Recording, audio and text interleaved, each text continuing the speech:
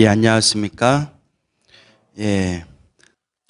원래 오늘 여러분들께 들려드릴 주제가 따로 있었는데 갑자기 생각이 새롭게 바뀌어서 좀 다른 얘기를 해드릴게요. 어쩌면 불자분들한테 정말 필요한 것일 수 있겠다라는 생각이 들어요. 우리가 항상 행복하고 항상 우리 삶에 기쁜 일이 가득하고 즐겁고자 원한다면 우리 부처님께서는 항상 경전에서 말씀하시기를 복을 지어라 라고 말씀하셨어요. 다들 알고 계시죠?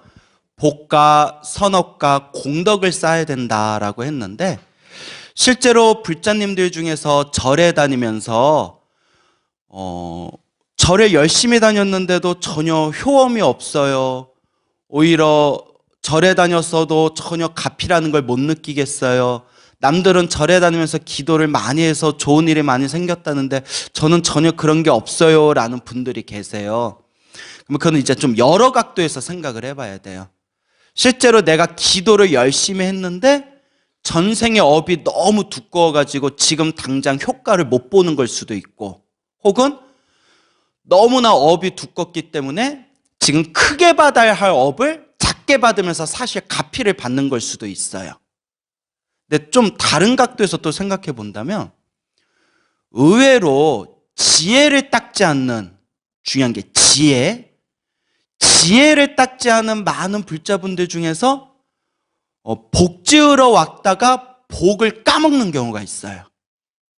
복 까먹는 경우가 있다고 하죠. 입으로 복을 까먹건 몸으로 복을 까먹건. 특히 우리 중생들은 또 어느 단체에 속하게 되면 입으로 복을 많이 까먹는 경향이 있거든요. 아니, 업이 두꺼워서 내 업장을 소멸하고 업이 두꺼워서 선업을 지어야 되는 사람이 오히려 복 지으려고 절에 왔는데 복을 까먹는 경우가 있다는 거예요. 근데 문제 뭐냐면 지혜가 없으면 내가 복 까먹는 게 뭔지 무엇인지도 모르고 그런 실수를 너무 쉽게 저지를 수가 있다는 거예요. 근데 문제는 공부를 열심히 하시는 불자님들 중에서 또 스님인 저 같은 경우에도 불교 공부를 하면서 큰 업은 안 짓고 큰 복은 안 까먹지만 나도 모르게 소소하게 복 까먹는 경우가 있어요. 예. 그래서 우리 어른 스님들이 우리들에게 가르침을 주실 때 저희가 이제 뭐 해인산이, 송광산이, 통도산이 큰 사찰에서 공부를 하지 않습니까? 여러분, 굳이 뭐 조계종이니 타종단이니 굳이 우리가 분별상을 낼 필요는 없지만 좀 다르긴 다른 게 있다면 그래도 큰 절에서 제대로 공부한 스님들이 조금은 몸으로 짓는 업이나 입으로 짓는 업이나 생각으로 짓는 업에 있어서 좀 조심할 줄을 알아요. 큰 절에서 수십 명의 스님들과 어른 스님들 모시고 생활을 했기 때문에 좀 막 나가도 좀 선을 지켜요. 선이란 게 있잖아요. 선을 좀 지켜요. 근데 작은 절에서 그냥 타종단에서 제대로 교육 못 받고 혹은 조계종으로 출가했다 하더라도 작은 절에 다니면서 제대로 공부를 못 하신 분들은 좀 거칠어요. 약간 좀 선을 넘을 때가 있어요. 중이 저러면 안 되는데 약간 이런 게 있어요. 그래서 대표적인 게 뭐냐면 우리들의 가장 먼저 지적 많이 받고 가장 먼저 어른 스님들에게 이 부분을 잘 지켜야 된다라고 이야기 듣는 것 중에 하나가 신발을 가지런히 놓는 거예요. 그래서 불교에서는 우리 큰 사찰에서는 조고각하라고 해요. 조고각하. 비출 고, 돌아볼 고. 돌아봐, 비춰봐라. 비춰 돌아봐라. 어디를? 각하. 다리각 아래하. 자기 발밑을 비춰봐라. 그러니까 신발부터 똑바로 놓으란 얘기예요. 신발부터 똑바로 놔라. 신발도 제대로 못 놓으면서 무슨 공부를 하고 무슨 중생 제도를 하냐. 그러니까 한때 유튜브라고 있잖아요. 유튜브에서 굉장히 사람들 조회수가 높았던 짧은 영상이 있었는데 미국의 어느 유명한 사람이 나와서 사람들한테 이렇게 강의하면서 뭐 세상을 구하고 싶다고요? 아침에 이불부터 똑바로 계십시오. 이런 이야기를 한 게 조회수 동영상이 높이 올랐거든요.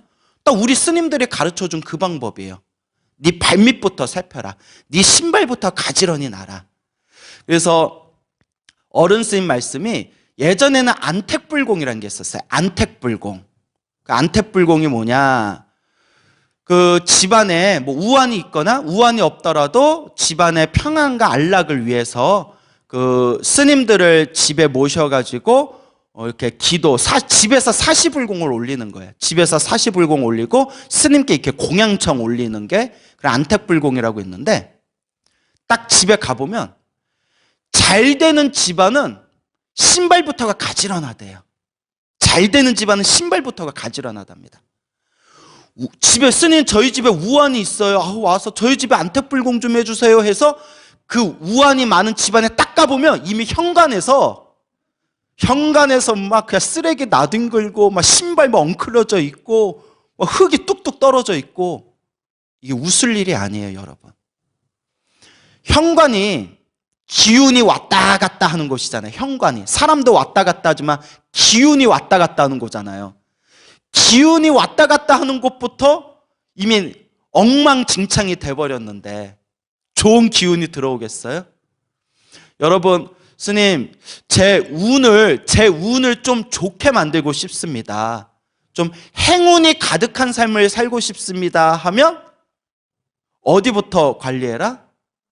예, 신발부터 관리하세요. 가지런히 놓는 거. 제가 이렇게 상담을 받을 때 다 그런 건 아니에요. 왜냐하면 저는 스님들이, 어른 스님들 저보고 복이 많다고 하시는데 저도 신발장 개판이거든요. 게을러가지고. 그래서 다 그런 건 아니지만, 이렇게 저 찾아오신 신도분을 이렇게 상담을 하려고 오신 분들 보면 이제 먼저 저기 상담실에서 신발 벗고 기다리고 계시잖아요. 딱 들어갈 때 신발을 가지런히 벗어서 기다리고 계신 분들은 뭐가 그래도 좀 안정되어 있고, 좀 부처님의 법에 대해서 얘기해도 조금 알아듣고, 또 무언가 이렇게 좀 복이 있어요. 그런데 들어갈 때 신발 막 엉망으로 해가지고 들어가셔서 기다리신 분들은 확실히 좀 복이 없어요. 그렇다고 저보다 연세가 많으신 어르신한테 신발부터 똑바로 놓으세요, 또 이럴 수는 없잖아요.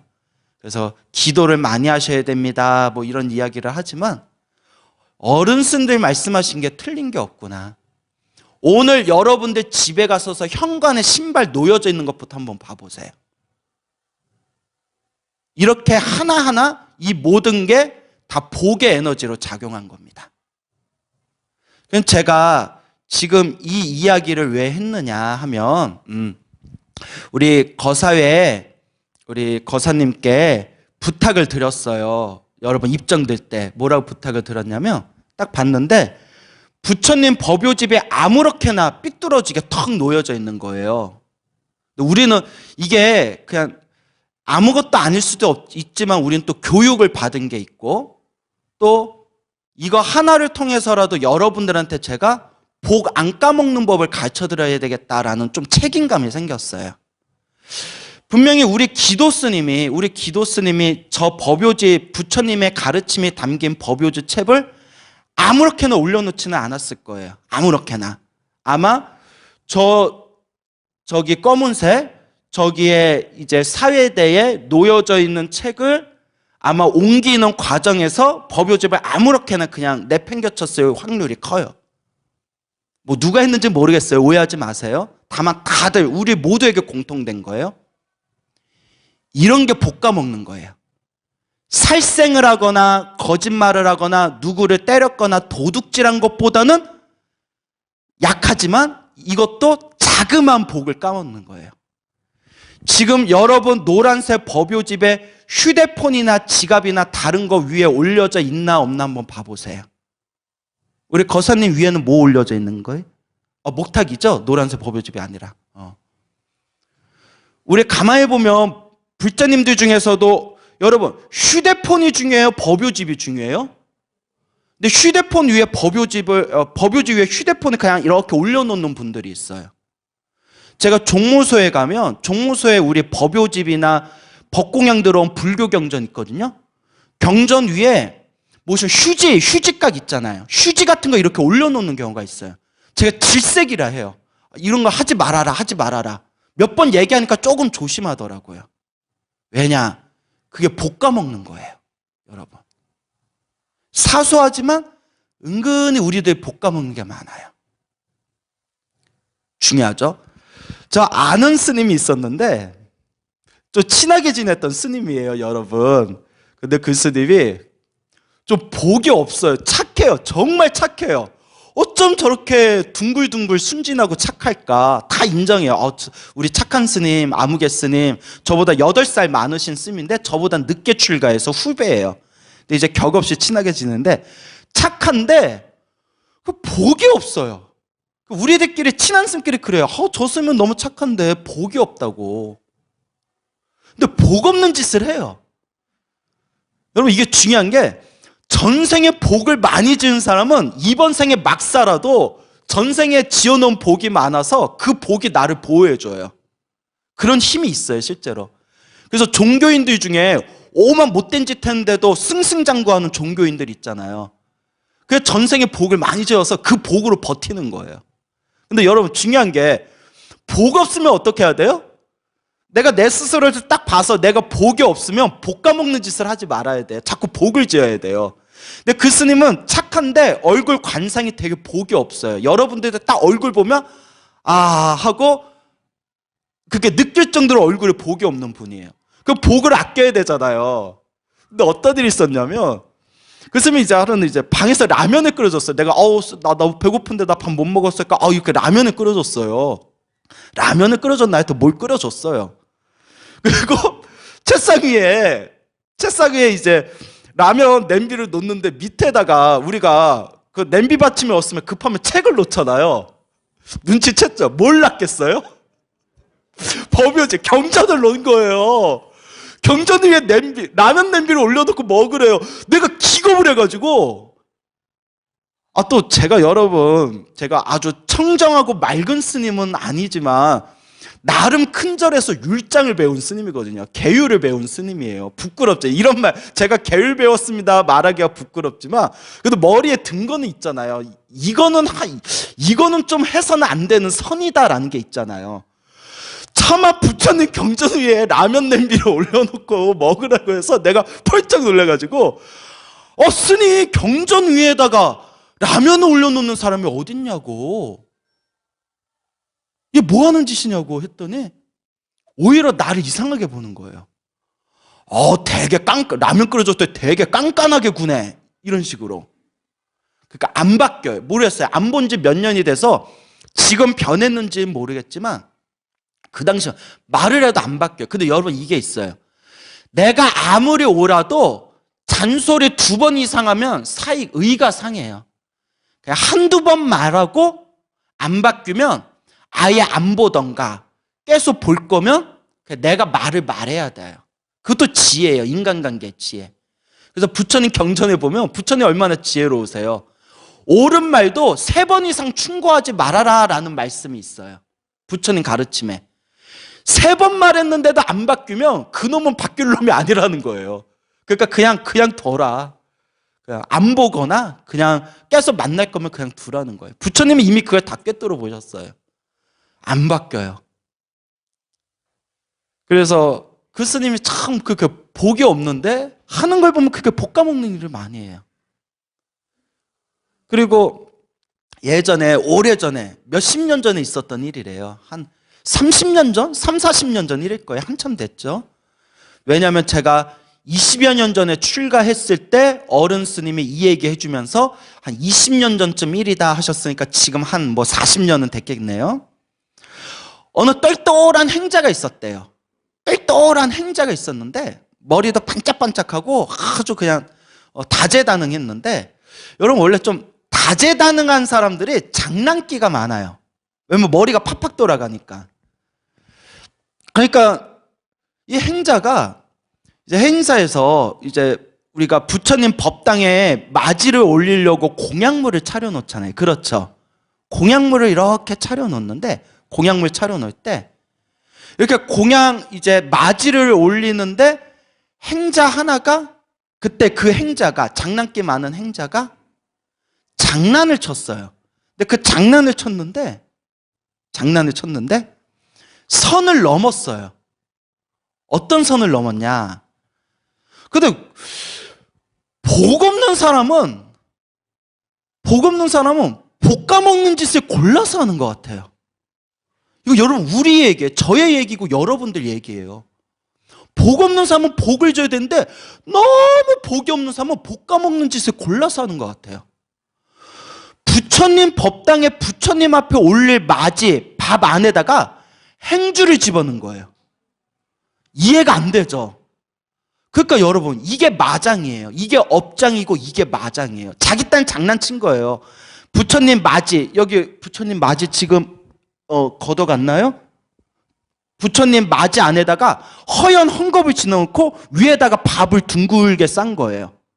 그리고 부처님한테 그걸로 맞이 올리고 예불을 올린 뒤에 나중에 다른 공양간의 행자들이 밥 뜰 때 행주가 덜러덩 나오면 스님들이, 행자들이 으악 하고 놀랄 거 아니에요. 그거 장난치려고 그 짓 한 것 같아요. 그런데 어른 스님 말씀이 그날 이후로 그 행자가 절에서 못 버티고 결국 그 절 행자 생활을 제대로 못 마치고 튕겨져 나오고 몇 년 동안 다른 절에서 고생 하다가 겨우 스님으로 계를 받았는데, 계를 받고 난 뒤에도 그렇게 일이 안 풀려고, 스님이 된 뒤에도 일이 안 풀려서 그렇게 방황을 했대요, 그 스님이. 그러니까 복이 없으니까 자꾸 마장이 생기는 거예요. 제 또 아는 스님이 있는데, 이 스님도 정말 공부, 수행 열심히 하겠다고 참선 수행 열심히 하다가 계속 몸이 아프고, 여러분 수행하는데 자꾸 몸 아픈 것도 업장이 두꺼운 거거든요. 자꾸 몸 아프고 자꾸 되는 일도 없고 막 스님들하고 크게 부딪히고 막 이상한 자기 아무 관계도 아니었던 관계인데 젊은 여자고 엮여서 막 이상한 구설수 올라서 막 몇 년 동안 마음고생하고 엄청 고생을 한 스님이 있어요. 그 스님하고 우연히 차를 마시는데 가만히 있다가 내 업인 것 같아, 이런 얘기를 하더라고요. 왜요? 했더니 그분 말씀이, 그 어느 절인지 자세는 말씀을 안 드릴게요. 왜냐하면 그 스님 아는 분들이 있어서 이 영상 보고 눈치챌 수도 있기 때문에, 그 어느 유명한 도량이 있어요. 유명한 기도 도량이 있는데 거기에 좀 영험 있는 나한전이 있었어요. 나한전, 16나한을 모셔놓은 나한전이 있었는데, 여러분 지혜가 없으면 복을 까먹는다고 했죠. 이 스님이 참선만 한다고 경전을 잘 안 봤어요. 여러분 이거 우리 거사님들 중에서도 그런 분들이 있습니다. 경전 공부 안 하고 참선만 한다고 하다가 마음에 아상이 생겨가지고 이상한 짓 하고 복 까먹는 그런 거사님들이나 그런 분들이 있어요. 이 자리에는 없겠지만 여러분 도반들 중에 참선한다고 어깨에 힘주고 목에 힘주고 다니는 분들 중에 그런 분들 아마 있을 거예요.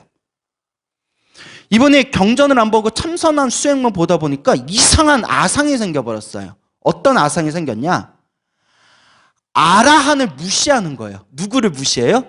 아라한. 경전에서는 아라한이 모든 번뇌와 욕망이 사라진 거룩한 성자를 아라한이라고 하는데, 이상하게 중국 불교, 한국 불교로 넘어와서 참선하는 선종 입장에서 아라한은 소승불교의 성자다, 약간 이런 식으로 인식이 됐어요. 소승불교의 성자다. 그러니까 우리는 참선을 하는 최상승 대승불교의 수행자고 아라한은 소승불교의 수행자라서 우리가 아라한보다 더 높다라는 이상한 아상에 빠져버린 거예요. 그래서 지금은 안 그랬지만 저 20년 전에 어떤 선배 스님은 제가 나한전에서 목탁 치고 기도하는데 나한전에서 기도하지 말라고 그러시더라고요. 왜요? 했더니 참선하는 수자는 대승의 수행자이기 때문에 아라한, 나한을 모셔놓은 나한전에서 기도하면 안 된다는 거예요. 나 그때 막 헷갈렸어요. 제가 경전 공부를 잘 안 해서. 지금은 완전 엉터리죠. 그런 법이 어디 있어요. 그래서 여담이지만 가끔 신도들이 제 불교 TV 법문 듣고 찾아오신 분들, 이제 질문하는 분들 보면 어디서 별 이상한 이야기 듣고 저보고 그 말이 사실이에요 라고 물어보시는 분들이 있어요.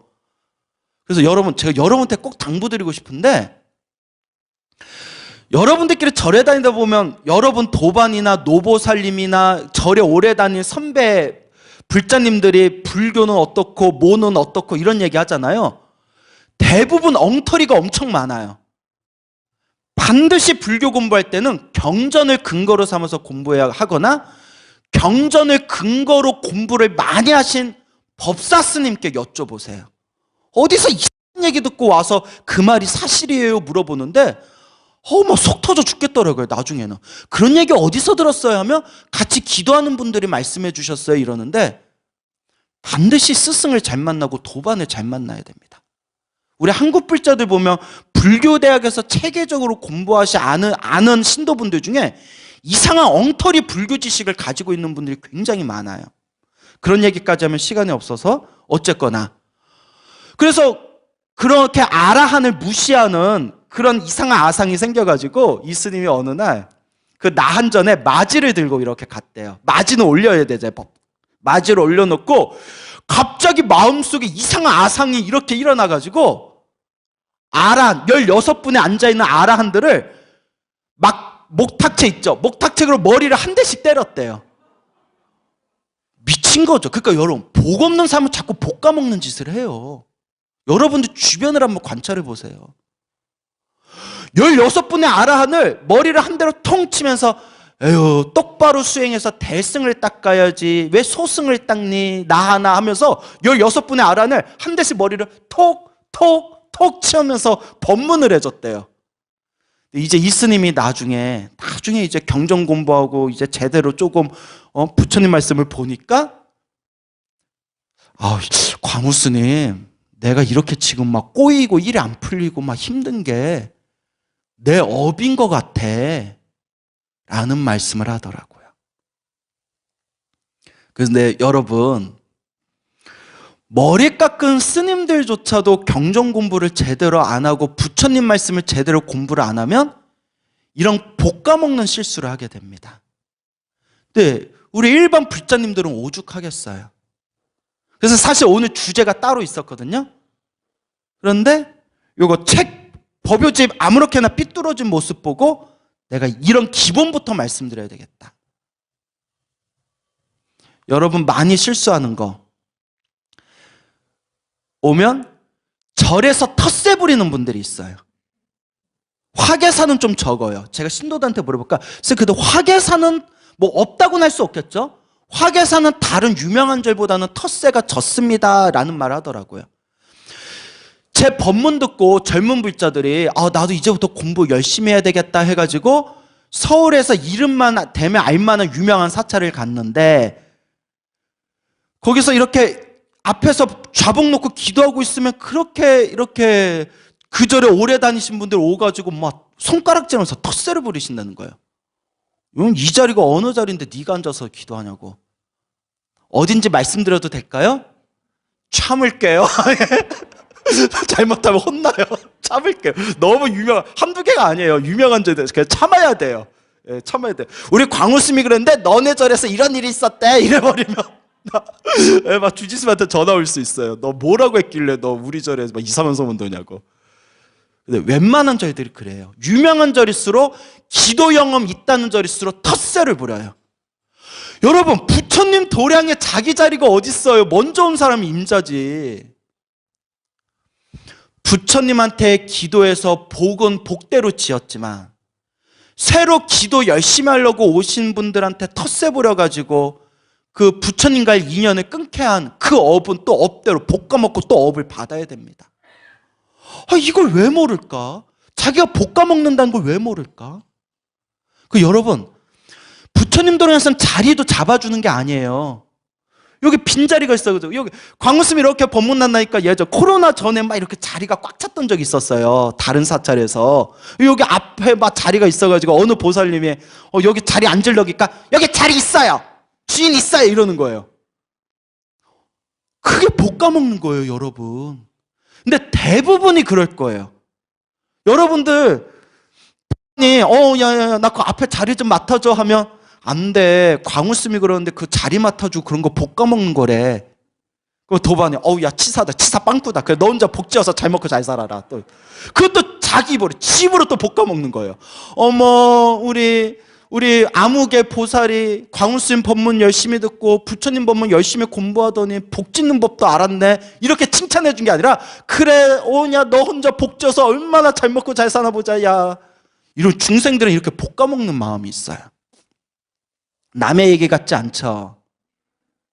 자, 그래서 우리가 일상에서 복 까먹는 거, 부처님 말씀이 담긴 법요집을 함부로 다루는 거, 그거. 그 다음에 저도 여러분들은 그래도 라면 받침에는 쓰지 않겠죠? 예, 그때 제가 진짜 황당했어요. 근데 그 인간은 복이 없어요. 착한데 복이 없어. 그래서 착한 걸로 끝나는 게 아니에요. 지혜가 있어야 돼. 뭐가 있어야 된다? 지혜 없이 착한 거는 호구예요, 여러분. 착하되 지혜가 있어야 사람들한테 무시를 안 받아요. 그같이 착하기만 한다고 복 지는 거 아니에요. 지혜가 있어야 돼요. 여러분 달력 같은 거 버릴 때 부처님 사진이나 그림이나 절 그려져 있는 달력 같은 거 있죠? 평소에 그거 어떻게 버리셨어요? 못 버려요? 진짜 복 짓는 분이다. 그런 마음은 진짜 복 짓고 있는 마음이에요. 저도 옛날에 막 이렇게 버렸던 적이 있는데 그러면 안 돼요. 어떤 분은 그래요. 내가 책임지고 싶지 않아서 절에다 너무 버리고 간대요. 스님들이 알아서 버려주겠지. 어쩔 수 없이 집에서 버릴 때, 경전을 버리거나 불교신문을 버리거나 뭘 버릴 때, 부처님의 모습이나 경전의 말씀이 있는 걸 버릴 때는 절에다 갖다 놓는 편법도 있고, 두 번째는 그걸 가위로 자르면서 염불하면서, 마음이 중요해요. 뭐가 중요하다? 부처님, 제가 파지하겠습니다. 뭐 하겠습니다? 파지하겠습니다. 그래서 원래 옛날 파쇄 진언이 있대요. 부처님의 경전이나 부처님의 그림을 없앨 때 외우는 진언이 있다는데 그게 길어가지고 저도 잊어먹었어요. 근데 어른들이 그래요. 그냥 마음으로 염불하면서 찢으면 된다고. 마음이 중요하다고. 부처님, 이 부처님 말씀에 담긴 종이와 부처님 모습이 담겨져 있는 이 그림이 함부로 쓰레기가 되지 않도록 제가 이 자리에서 파지하겠습니다 라고 마음으로 고한 뒤에 염불하면서 쫙쫙 잘게 찢어서 버리면 돼요. 무슨 말인지 알죠? 몇십 년 전에 어느 절이지 되면 또 이제 좀 안 좋은 얘기니까, 이름만 되면 유명한 스님들이 공부하는 강원 승가대학교가 있는 큰 사찰이 있었는데 아주 옛날에 휴지가 부족했대요. 그래서 어른 스님들이 신문을 보시면, 신문을 밖에 내놓으면 신문을 아주 이렇게 잘게 찢어가지고 휴지 모양으로 찢어서 그걸 이제 화장실 변기에다가 두고 그걸 이렇게 사용했대요. 하루는 노스님이 고함을 버럭 지르면서 이게 무슨 천인공노할 짓이냐고 하면서 사찰에 있는 모든 대중스님들이 큰 방에 모여가지고 대중공사가 벌어졌대요. 변기간에 휴지로 쓰는 신문에, 불교 신문에 부처님 얼굴이 딱 하고 그려져 있는 게, 세상에 똥을 닦는데 부처님 얼굴로 닦게 생겼으니 노스님이 기겁을 해가지고, 이런 복 까먹는 게 쌓여서 절이 망하는 거라고. 무서운 얘기입니다. 이런 게 쌓여서 복을 까먹고 절이 망하는 거라고.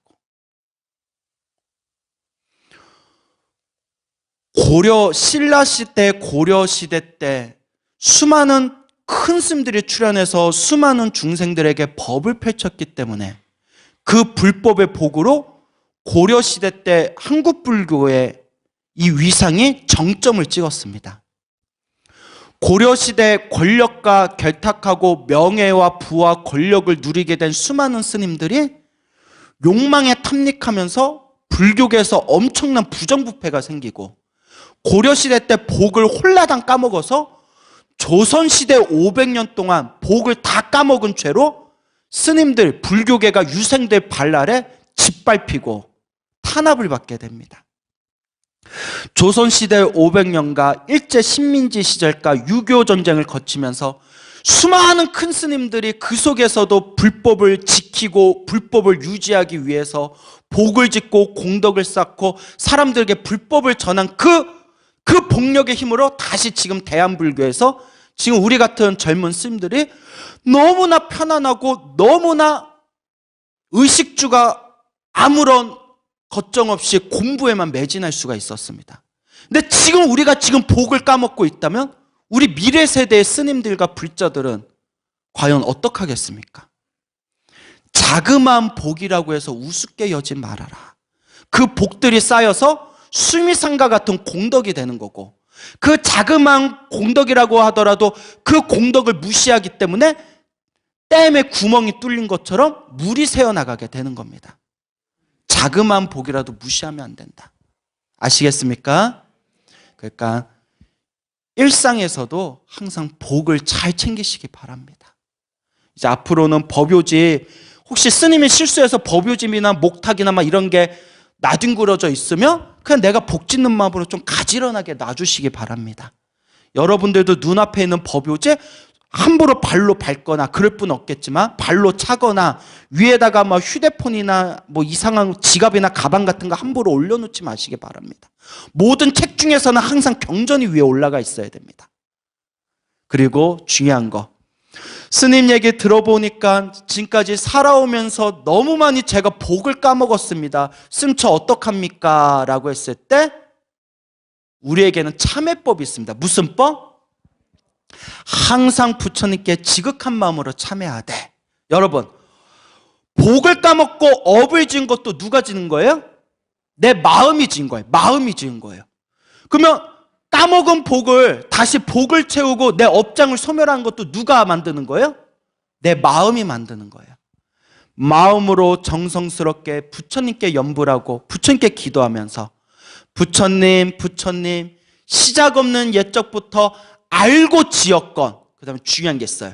모르고 지었건, 지혜가 없어서 모르고 지었건, 알고 지었건 모르고 지었건, 제가 지은 죄업이 있다며, 몸과 말과 생각으로 지은 죄업이 있다며 이 죄업을 참회합니다. 부처님, 앞으로 복 짓고 선업 짓고 공덕 쌓는 바른 불자가 되겠습니다. 제 업장이 소멸되어지이다 라는 마음으로 닦으시면 돼요. 중요한 게 여러분, 완벽한 사람 없어요. 저도 여러분들 앞에서 어쩔 수 없이 제가 스님이니까 이런 이야기 하는 거지, 저도 완벽하지 않아요. 저도 여러분하고 비슷해요. 저도 여러분한테 막 경전 똑바로 놓고 신발장 똑바로 하셔야 됩니다 이러죠? 제 방 가면 개판이에요. 그래서 하도 법문 다니고 강의 다니고 막 수업 준비하고 글 쓰느라고 너무 바빠서 제 방 청소할 시간이 없어서 저는 제 방에 제가 들어가기가 싫어요. 쓰레기장 같아서. 그래서 저도 똑같습니다. 근데 알고는 있어야 된다는 거예요. 모르고 짓는 업 차단해야 되는 거예요. 알고는 있어야 된다. 자꾸 좋은 업을 짓도록 노력해야 된다 라는 것을 명심하시기 바랍니다. 그래서 항상 이 복을 아끼고 늘 선업을 짓고 늘 공덕을 쌓는 불자 되시기를 간곡하게 권유드리는 바입니다. 여러분 성불하십시오.